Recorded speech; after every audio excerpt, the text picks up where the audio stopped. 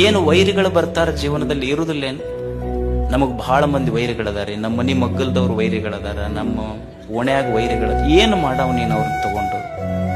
ಅಲ್ಲ, ಕಲಿಬೇಕಾದದ್ದು ಏನಂದ್ರ, ಆತ ಒಬ್ಬ ವೈರಿ ಅದಾನಂತ ತಿಳ್ಕೊಂಡು 100 ಮಂದಿ ವೈರಿಗಳದಾರ ಅಂತ ತಿಳ್ಕೊಂಡು ಏನ್ ಹೋಗಿ ಅವ್ರ ತಲೆ ತೆಗಿಯಕ್ಕಾಗತ್ತ? ನಮಗ್ ಕಲಿಯುವುದೇನು ಜೀವನದಲ್ಲಿ ಅಂದ್ರೆ, ನನಗ್ ಬಹಳ ಮಂದಿ ವೈರಿಗಳದಾರ ಅಂತ ತಿಳ್ಕೊಂಡು ಹುಡುಕ್ಯಾಡಿ ವೈರಿಗಳ ತಲೆಯನ್ನು ತೆಗೆಯೋದಲ್ಲ, ನನ್ನ ತಲೆಯಿಂದ ವೈರಿಗಳನ್ನು ತೆಗೆದು ಬಿಟ್ರತ್ತು ಜೀವನ ಸಾರ್ಥಕ ಅಷ್ಟೇ. ವೈರಿಗಳನ್ನು ತೆಗೆಯುವುದಲ್ಲ, ನನ್ನ ತಲೆಯಾಗಿಂದ ವೈರಿಗಳನ್ನು ತೆಗೆದು ಬಿಡೋದಷ್ಟೆ.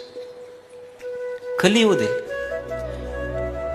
ಮಂದಿ ಬಹಳ ನಮಗ ನಿಂದ ಮಾಡ್ತಾರ್ರಿ, ಮತ್ ಮಾಡ್ತಾರ ಪಾಪ. ಎಲ್ಲ ಪುಕ್ಕಟೆ ಇವೆಲ್ಲ ಸಿಕ್ಕಾವ, ಮತ್ತ ಅವೇನು ಉದ್ಯೋಗ ಖಾತ್ರಿ ಬರ್ತಾವ, ರೊಕ್ಕ ಬೀಳ್ತೈತಿ, ಕೆಲಸ ಏನೈತಿ ಅವ್ರಿಗೆ?